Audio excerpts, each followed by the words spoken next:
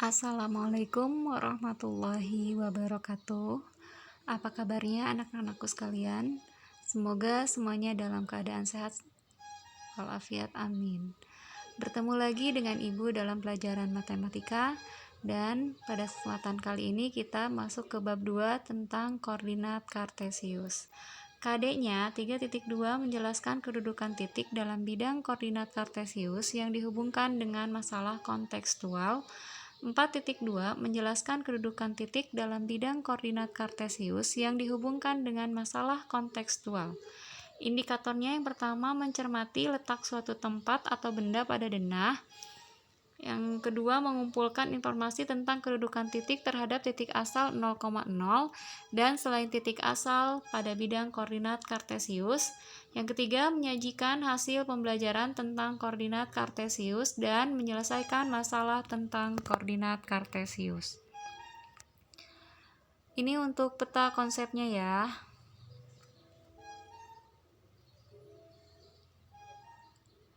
Posisi titik pada bidang koordinat kartesius. Mungkin kamu pernah mendengar istilah utara, selatan, timur, dan barat. Tahukah kamu di mana letak arah mata angin tersebut? Nah, perhatikan pembagian arah 8 mata angin berikut.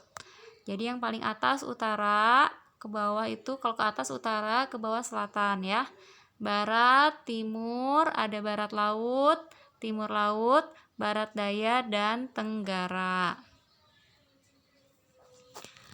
Lalu di sini perhatikan lagi gambaran tata letak antara rumah teman Ali, yaitu Budi, berarti B ya. Di sini yang titik B itu rumah Budi.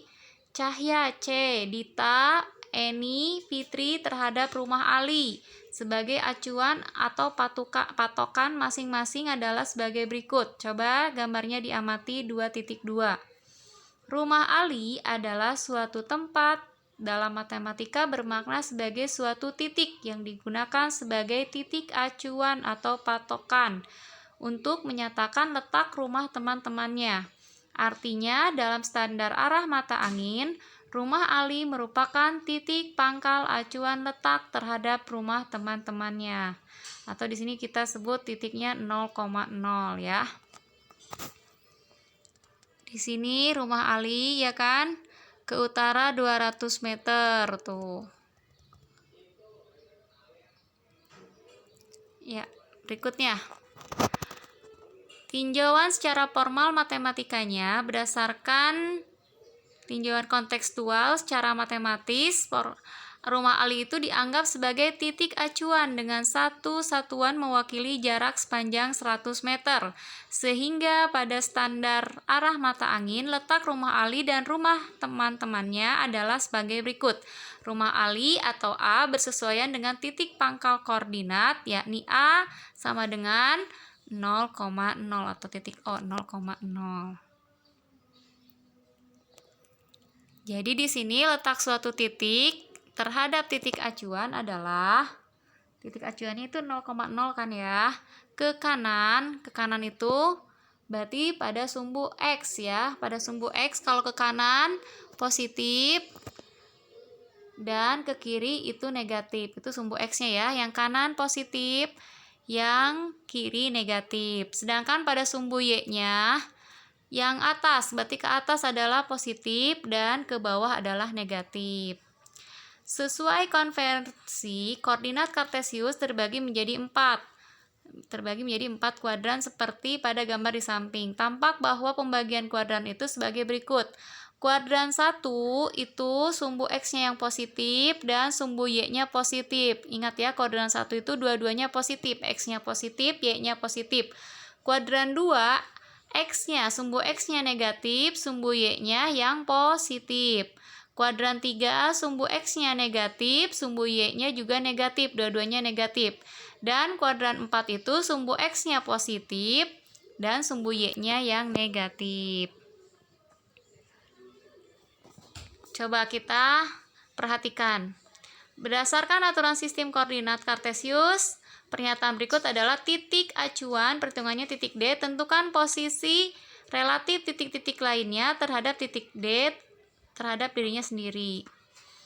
Di sini D itu kita anggap 0,0 kan ya. Pemecahan masalahnya, gambaran tentang posisi relatif titik-titik D sendiri dan titik-titik lainnya terhadap titik D dapat dilihat pada gambar di samping. Ambil salah satu contohnya. Kita ambil posisi E terhadap D. Ya, E terhadap D. Coba ini gambarnya ya. E terhadap D. Ya, diperhatikan D ke E itu 3 ke kanan dan 5 ke bawah ya. Maka 3 satuan ke kanan, 5 dan 5 satuan ke bawah, berarti posisinya 3-nya positif dan 5-nya negatif. Nah, nanti kamu coba dicari kayak tadi ya. A ke D berarti berapa? B ke D berapa? C ke D berapa? Nanti akan ditemukan rumus untuk T ke D, yaitu X2 kurang 4 dan Y2 kurang 2. Sehingga kesimpulannya TD itu X2 kurang X1, Y2 kurang Y1. Agar lebih jelasnya, kita ke contoh aja ya. Tentukan posisi titik B 1,5, C negatif 3,4, dan D 5, negatif 2 terhadap titik A 3,1. Secara gambar, posisi relatif koordinat titik C terhadap titik acuan A adalah CA. C ke A ya, negatif 6,3. Kenapa bisa didapat negatif 6,3? Perhatikan. C itu di negatif 3,4 ya, A-nya 3,1. Dilihat C ke A. Ada berapa ya? Atau tak pakai rumus yang tadi, X2 kurang X1. X2 itu berarti negatif 3 dikurang 3, kan C ke A ya.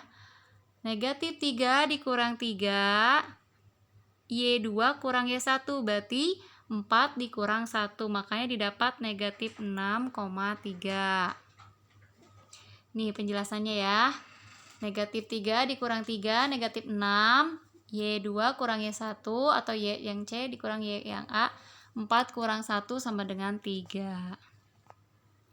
Kesimpulannya, posisi relatif titik A, B terhadap titik pangkal O 0,0 adalah AO, B, sehingga AB-nya sama dengan AO, AB, artinya khusus untuk posisi relatif suatu titik terhadap titik acuan O, indeks O boleh tidak ditulis sehingga AO, B sama dengan B. Sekarang posisi relatif suatu titik terhadap suatu garis. Garis acuan itu merupakan garis yang digunakan sebagai patokan atau acuan untuk memperhitungkan letak suatu titik terhadap suatu garis. Misalkan di sini masalahnya, perhatikan gambar di samping, diketahui titik A dan garis G terletak di titik A berada di luar garis G. Titik-titik lainnya, yakni titik B, C, dan D terletak pada garis G. Manakah di antara ketiga ruas garis AB, AC, dan AD tersebut yang panjang ruas garisnya, yakni AB, AC, dan AD menyatakan jarak titik A ke garis G? Nih, kita perhatikan ya. Untuk pemecahan masalahnya, jarak titik A ke garis G itu adalah panjang ruas garis penghubung terpendek atau minimum dari titik A ke garis G. Dengan kata lain, jarak suatu titik ke suatu garis adalah panjang ruas garis penghubung antara titik itu dengan titik proyeksinya pada garis yang diketahui. Atau jarak suatu titik ke suatu garis adalah panjang ruas garis penghubung terpendek antara titik itu dengan garis yang diketahui. Jika jarak yang dimaksud adalah D, maka jarak titik A dan garis G dapat digambarkan sebagai gambar di samping. Dari gambar 2.9 diketahui A aksen itu tegak lurus terhadap garis G. Jadi ruas garis yang menyatakan jarak titik A ke garis G adalah AC. Untuk lebih jelasnya, kita ke contoh soal ya. Perhatikan gambar di samping. Gambar G melalui titik 3,0 dan sejajar dengan sumbu Y. Titik-titik A, B, C, dan D dan E terletak pada garis G. Tuliskan koordinat titik A. Titik A ya, lihat titik A. Titik A itu berarti di 3,1 ya. Titik A di 3,1. B 3,2, C 3,3, D 3,4, E 3,-1, F 3,-2, dan G 3,-3.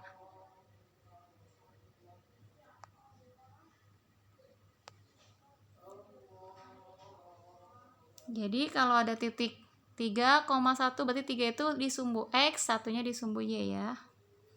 Demikianlah untuk koordinat kartesius. Semoga dapat dipahami dan terima kasih banyak atas perhatiannya. Wassalamualaikum warahmatullahi wabarakatuh.